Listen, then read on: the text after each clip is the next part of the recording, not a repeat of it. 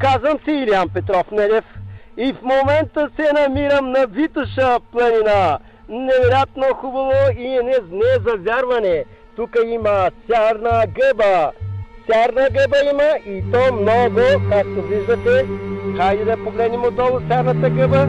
Само да погледнем отдолу. Сярната гъба, сярната гъба. Ето сярната гъба. Ето. Това е сярната гъба. Много е мека. Тъкмо сега се еде сярната гъба. Това е сярната гъба. И искам да изпълня песента вкусната сярна гъба. И тя е за пържене.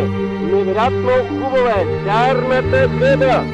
И така, изпълнявам песента сярната гъба. Сярната гъба, сярната гъба, сярната гъба, вкусна е. Сярната гъба, сярната гъба, сярната гъба, вкусна е. Хапайте си я, сярната гъба, сярната гъба, вкусна е. Хапайте си сярната гъба, сярната гъба, сярната гъба, сярната гъба, сярната гъба, сярната гъба, вкусна е. Сярната гъба, сярната гъба, сярната гъба, вкусна е. Ла-ла-ла-ла-ла-лай, ла-ла-ла-ла-лай, сярната гъба, вкусна е. Сярната гъба, сярната гъба, сярната гъба, вкусна е. Хапайте си вие сярната гъба, айчка вия, трак-траката, траката, трак-траката, трака-трака, трак-траката, трака-траката.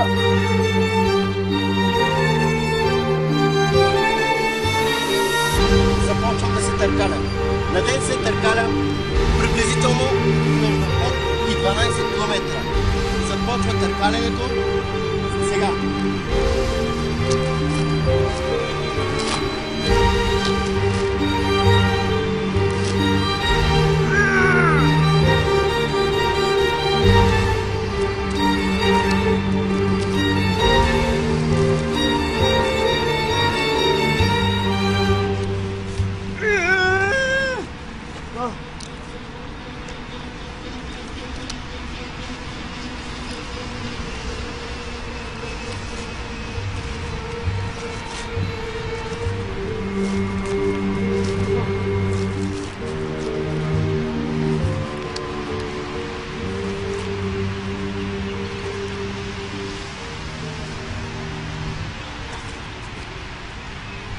И така, трябва да се търкалите.